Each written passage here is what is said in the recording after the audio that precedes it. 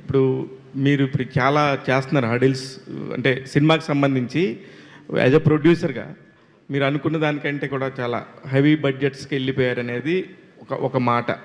నిజమేంతో అనేది మీరు చెప్పాలి ఒకటి. నెక్స్ట్ వచ్చేసి ఇప్పుడు రూల్స్ మారుతున్నాయి. ఇప్పుడు సినిమాటిక్ కొన్ని థియేటర్స్కి సంబంధించి స్లాబ్ సిస్టమ్ నుంచి ఎలా వస్తుంది, దీనివల్ల ఈ సినిమాకి ఎంత మేజర్ హెల్ప్ జరుగుతుంది, ఏమన్నా ఇబ్బందికరమైన పరిస్థితి ఉందా? స్టెప్ 1 బడ్జెట్ గురించి నేను ఎప్పుడు మాట్లాడలేదండి, మీరే అనుకుంటున్నారు. సో బయట మేము అనుకుంటున్నామంటే బయట నుంచి ఎక్కడి నుంచో వస్తుంది అని అంతే. నేను ఇక్కడ కూడా ఐఎమ్ నాట్. సో కథకి ఎంత అవసరమో ఆ కథ విన్నప్పుడు, ఆ కథకి ఏం కావాలో అని అనుకున్నప్పుడు I think we did justice to the film అండి. అదొకటి. ఎందుకంటే బడ్జెట్ల గురించి మాట్లాడితే ఇలాంటి కథకి ఐ ఫీల్ ఈ టాపిక్ అది అలాంటి సినిమా కాదు. మేము ఫస్ట్ ఈ ఐడియా అనుకున్నప్పుడే ఈ కథ ఇలా ఉండాలి అని అనుకున్నామండి. So that's to answer first. రెండోది, మా ఇండస్ట్రీలో మాకందరికన్నా మీకే ఎక్కువ తెలుసు. మా బిజినెస్లో మాకు ఎవరికి వస్తున్నాయో, డబ్బులు ఎవరికి పోతున్నాయో, ఎంతేమో మీకే ఎక్కువ తెలుసు మాకన్నా. సో ఇలాంటి రూల్స్ ఇవన్నీ వచ్చినప్పుడు కూడా అది ఎఫెక్ట్ అయ్యేది మేము. కానీ అది ఎంత ఎఫెక్ట్ అవుతుందో, ఒక మంచి సినిమాకి ఎంత ఎఫెక్ట్ అవుతుందో నేను ఇప్పుడు చెప్పలేనండి. But I think good film always runs, good film always pays, good film always wins. Yes, good film should win అండి. సుప్రియ గారు మేడం, హాయ్ అండి మేడం. ఇది యూజువల్లీ నైజాంలో డిస్ట్రిబ్యూషన్ గురించి మనం చాలా ఇయర్స్గా మాట్లాడుకుంటూనే ఉంటాం. Annapurna once upon a time try చేశారు, బట్ జరగలేదు, ఎందుకో ఆగిపోయింది. మళ్ళా you reentered into the space. ఏంటి, వాట్ ఈస్ ద ఐడియా?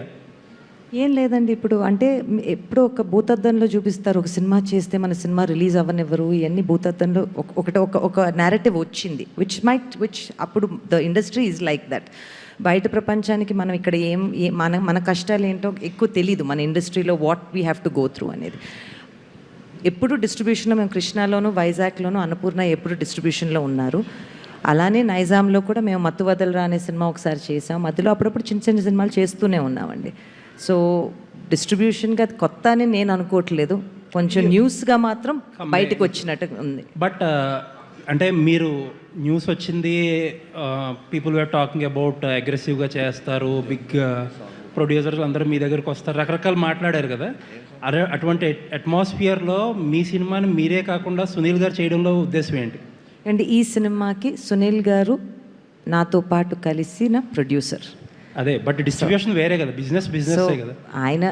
ఆయన పేరు అక్కడ ఉన్నప్పుడు ఆ గౌరవం ఇవ్వాలి కదండి, అంతవరకు.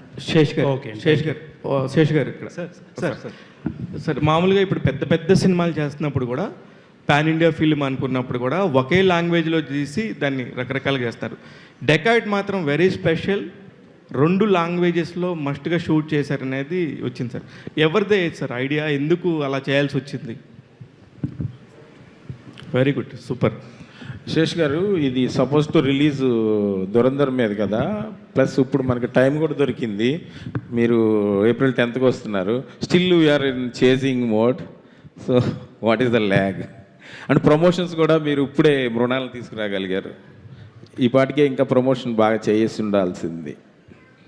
లేదండి, I think it was always this plan. ఎందుకంటే మీకు ఒకప్పుడు ఎలా ఉండేదంటే, ఆడియో క్యాసెట్ 6 months ముందు రిలీజ్ అయ్యేది, 6 months పాటలు నానేవి, ట్రైలర్ ఉండేది కాదు, ఆడియో లాంచ్ పెట్టేవాళ్ళం. ఆడియో లాంచ్ అంటే అన్ని పాటలు ఒకటేసారి వదిలేసేవాళ్ళం. సో ప్రతిసారి మీకు టైమ్స్ మారుతాయి. Today the promotional window is only 6 to 7, maybe 10 days. మేము actually we did a lovely Roobaroo campaign.